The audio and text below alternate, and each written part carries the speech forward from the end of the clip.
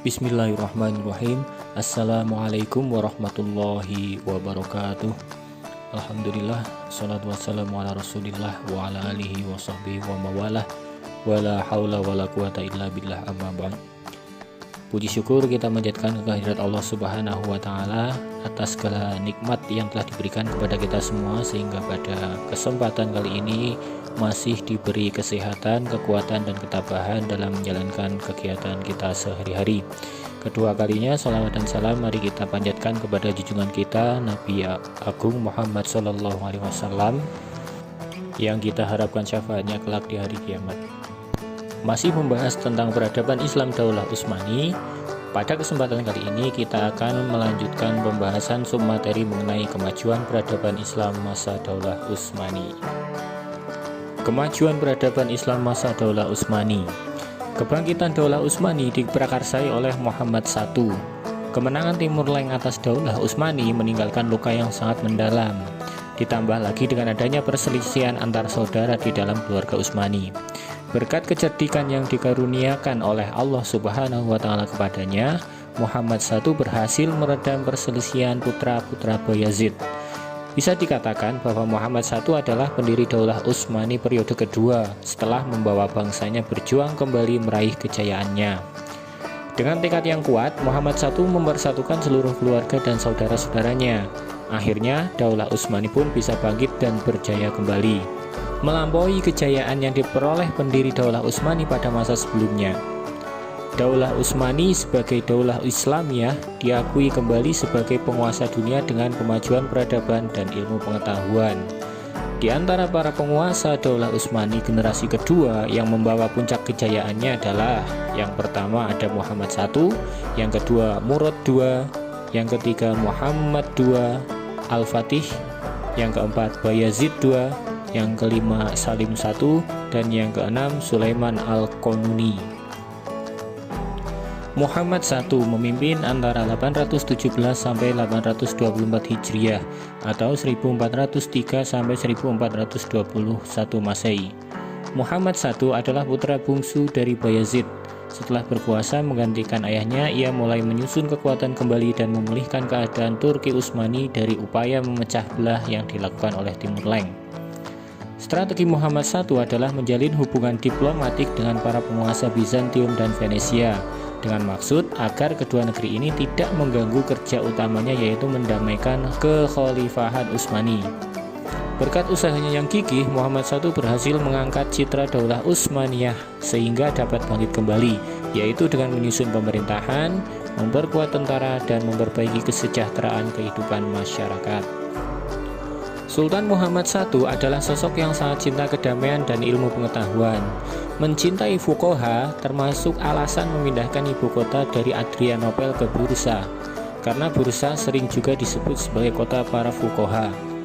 Sultan Muhammad I hadir pada waktu yang tepat di saat rakyat mendapat seorang penguasa yang sesuai dengan harapan.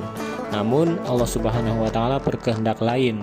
Pada tahun 824 Hijriah atau 1421 Masehi, Sultan Muhammad I meninggal dunia di kota Urnah dalam usia 43 tahun. Murad II memerintah antara tahun 824 sampai 855 Hijriah atau 1421 sampai 1451 Masehi. Murad II menggantikan ayahandanya Muhammad I pada usia yang masih 18 tahun. Dia dikenal sebagai penyair dan orang yang mencintai ulama. Cita-cita Sultan Murad II adalah melanjutkan usaha perjuangan Muhammad I.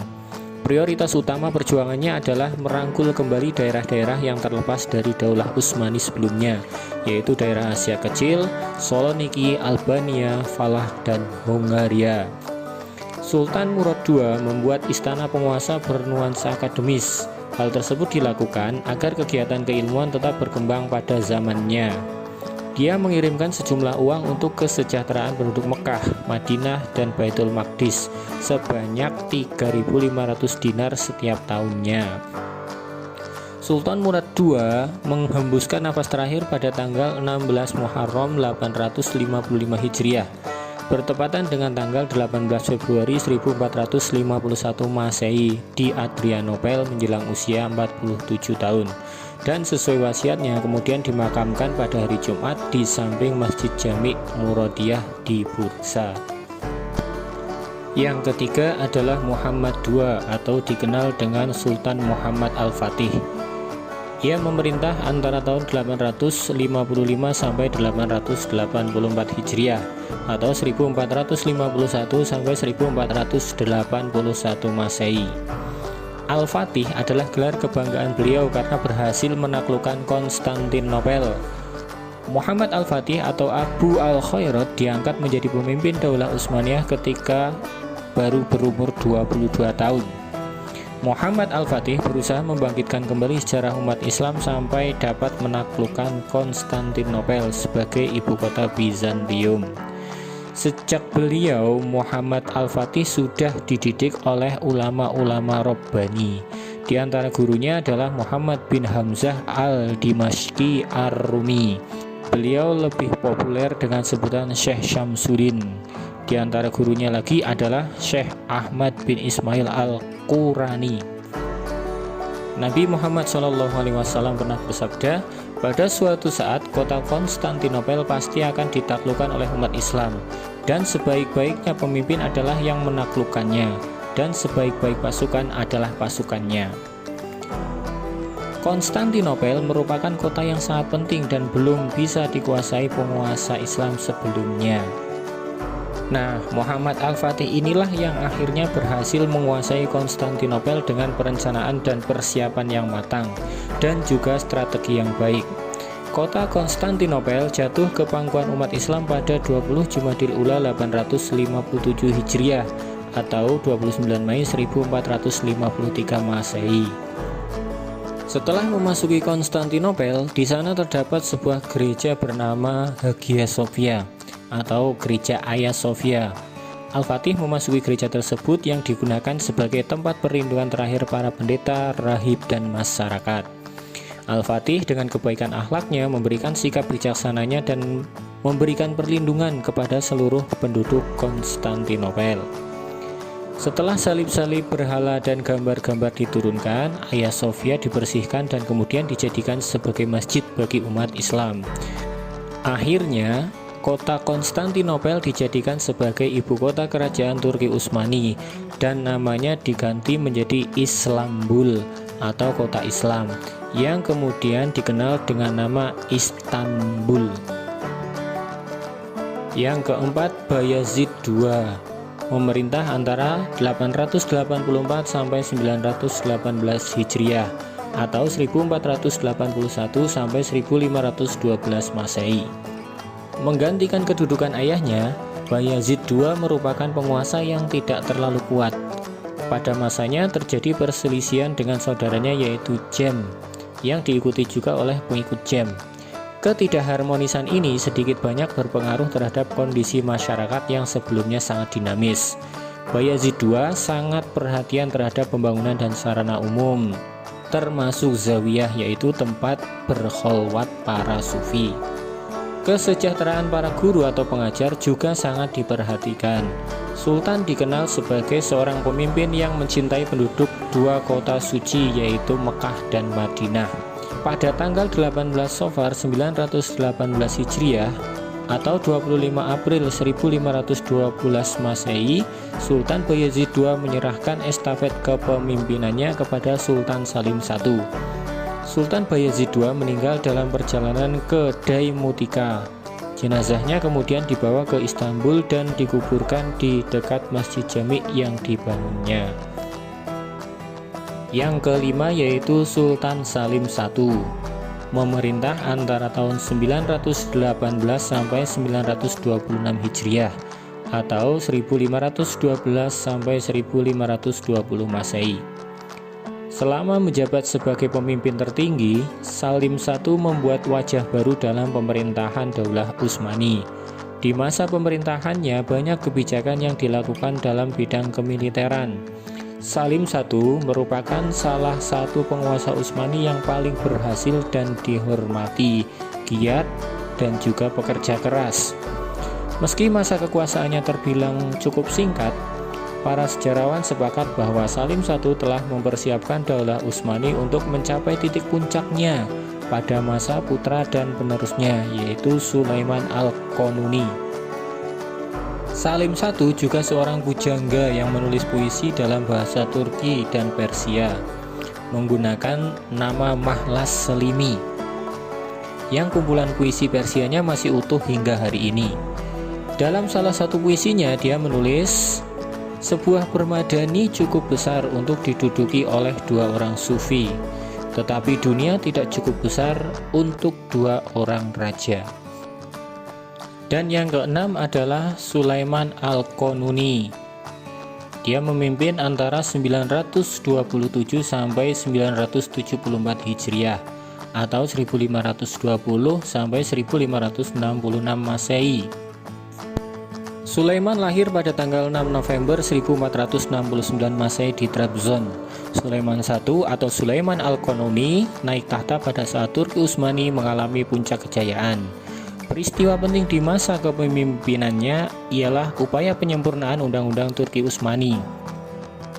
Sulaiman Al-Qanuni merupakan legislator ulung, berdiri di depan rakyat sebagai penguasa berjiwa besar dan eksponen keadilan yang murah hati. Sulaiman I diberi gelar Al-Qanuni atau The Magnificent, atau dalam bahasa Indonesianya yang artinya pembuat undang-undang, karena jasanya meletakkan dasar-dasar hukum bagi Daulah Utsmani dan tentunya yang paling lama memerintah. Kitab undang-undang itu diberi nama Multaqo Al-Abror atau Muara Segala Samudra. Ketika hukum Qanun mencapai bentuk akhirnya, undang-undang tersebut dikenal sebagai Qanun Utsmani. Undang-undang tersebut diterapkan selama lebih dari 300 tahun. Sulaiman Al-Qanuni melakukan pembangunan yang fenomenal. Pembangunan Masjid Sulaiman, 81 masjid jami', 52 masjid kecil, 55 madrasah, 7 asrama pelajar, 5 buah taqiyah atau tempat memberi makan fakir miskin, 7 jembatan, 33 istana, 18 pesanggerahan, 5 museum, dan 33 pemandian umum. Dalam sebuah dokumen yang dibuat tahun 1526, terdaftar 40 kelompok seniman dengan lebih dari 600 anggota. Seniman yang bekerja di istana meliputi pelukis, penjilid buku, penjahit pakaian dari bulu, pengrajin perhiasan, dan penempa emas. Istanbul menjelma menjadi pusat kesenian visual, musik, penulisan, serta filsafat. Inilah periode yang paling kreatif dalam sejarah Daulah Utsmani. Daulah Utsmaniyah pada saat itu telah menjadi kekuatan yang disegani di dunia. Penaklukan yang dilakukan Sulaiman Al-Qanuni menyebabkan kesultanan menguasai kota-kota besar Islam seperti Mekah, Madinah, Yerusalem, Damaskus, dan Baghdad, dan sebagian besar di Balkan serta sebagian besar di Afrika Utara. Jadi, pemerintahan pada masa Sulaiman Al-Qanuni merupakan representasi puncak kejayaan politik dinasti Utsmani dan puncak keemasan pemerintahan Utsmani yang menjangkau sampai 3 benua. Sultan Sulaiman Al-Qanuni wafat pada tanggal 5 September 1566 Masehi. Hari itu adalah hari yang penuh duka cita. Umat Islam merasakan kesedihan dan kehilangan yang sangat mendalam. Selanjutnya mengenai kemunduran peradaban Islam masa Daulah Utsmani. Mundurnya Daulah Utsmani itu ditandai dengan kebangkitan bangsa Barat atau Eropa. Hal ini disebabkan karena lemahnya penguasa Daulah Utsmani dan lemahnya sistem pemerintahan. Pasukan Inqisyariyah juga berpengaruh terhadap kekacauan-kekacauan yang timbul pada saat itu. Era kemunduran Daulah Utsmani dimulai pada periode Salim I, Murad III, Muhammad III, Ahmad I, Mustafa I, Utsman I, Murad IV, Ibrahim I, Muhammad IV, Sulaiman II, Ahmad II, hingga masa terakhir kekuasaan Abdul Hamid II.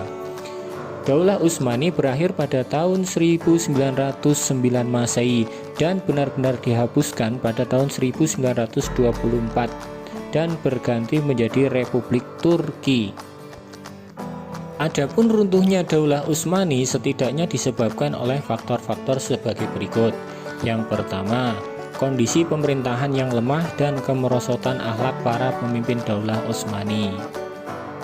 Kemunduran Daulah Utsmani dimulai ketika para pemimpin dijangkiti penyakit yang menyerang bangsa-bangsa sebelumnya, seperti cinta dunia, pola hidup mewah dan berfoya-foya, sikap iri hati, saling membenci, dan banyak perilaku zalim dari penguasa. Banyak masyarakat yang terlena dengan gemerlap dunia, namun banyak juga yang merana dan terbelenggu dalam jurang kemiskinan, sehingga lambat laun banyak yang meninggalkan nilai-nilai agama dan sosial. Kemudian faktor yang kedua adalah melemahnya kekuatan militer dan serangan dari bangsa Eropa. Sebelum terjadinya Perang Dunia I yang mengakhiri Daulah Utsmani, banyak terjadi upaya penyerangan dari raja-raja Eropa. Hal ini sudah dimulai sejak akhir abad 16. Dan faktor yang ketiga adalah gerakan oposisi sekuler. Selain serangan dan konspirasi dari pihak luar, Daulah Utsmani juga mendapat perlawanan dari organisasi sekuler dan nasionalis. Dalam perjuangannya, mereka banyak dibantu oleh pihak barat untuk mewujudkan cita-citanya. Puncaknya terjadi pada tahun 1909 Masehi dengan dalih gerakan mogok massal. Organisasi Persatuan dan Kesatuan berhasil memasuki Istanbul, menyingkirkan Abdul Hamid II dan melucutinya dari pemerintahan dan keagamaan. Setelah itu hanya tinggal simbol-simbol Daulah Utsmani saja. Nah, selesai sudah materi pada bab 2 kali ini.